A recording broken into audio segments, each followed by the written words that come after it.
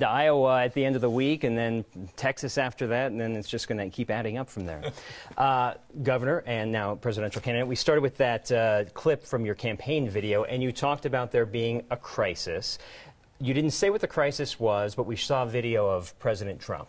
What's the crisis? Well, I think the crisis right now is a crisis of division. And I think this country, this goes way before President Trump was elected.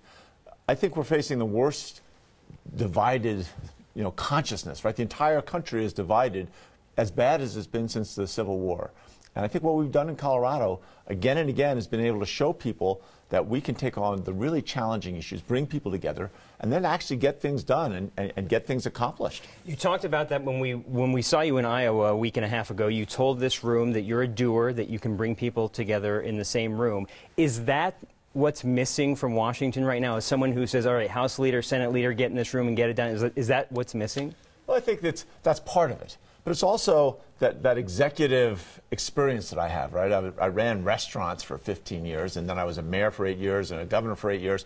That executive experience really drives me towards assembling teams of people that are really talented. I mean, the truth be known, the one thing I'm really good at, the thing I'm best at is finding people from business, or from academia, from nonprofits, but putting together talented teams. And I think that is, if we're going to deal with climate change and really look at some of the stuff we've done in Colorado, where we've got the industry together with the environmental community and addressed methane, one of the worst climate pollutants there is, that kind of approach is what Washington really needs. There's already a dozen candidates out there. Where do you swing on this? Are you farther left than all these candidates? Are you comfortable calling yourself progressive? And when did that happen? Well, I think I resist all the categories. I think most of the voters resist the categories as well.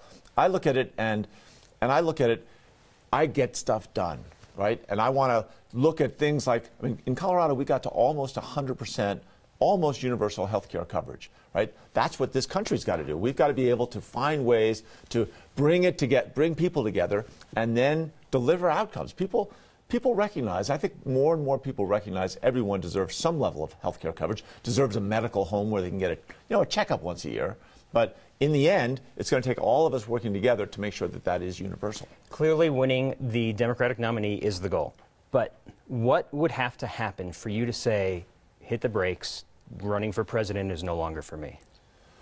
I've made a pretty strong commitment here, and I think that I am really focused on how do we bring this country together. And I can't imagine anything, really, that would slow me down.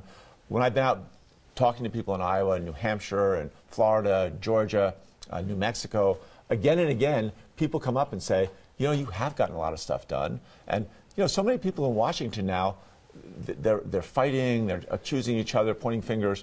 They're not delivering outcomes like people want. I have to ask you real quickly, your music connections are of lore. You've had The Fray perform for you, One Republic, and on Thursday at Civic Center Park, it's Nathaniel Rateliff and the Night Sweats. Do you pick musical acts to attract a certain voter? No, we didn't focus group that. I've known Nathaniel, he's kind of a homegrown talent just like I am. And in a funny way, he and I have had parallel lives, and we've just become great friends. And I talked to him about we wanted a send-off, a rally on Thursday night. This is going to be at 5 o'clock at the Greek Theater in Civic Center Park. And I wanted to, really make it a celebration of Colorado and all the things we've done. And Nathaniel said, hey, I'd love to play. That's just great. Thanks for waking up early with me. And if you want to go see Nathaniel Rateliff, that's Thursday at 5 at Civic Center Park, Gary. All right. Or you could go see the governor. He's going to be there, too. Yeah, that's headliner here. Sorry. Okay. Subscribe to the next YouTube channel and I'll buy you a beer. Am I actually buying them a beer? This could be a very poor idea. We need some terms and conditions. Offer subject to terms and conditions.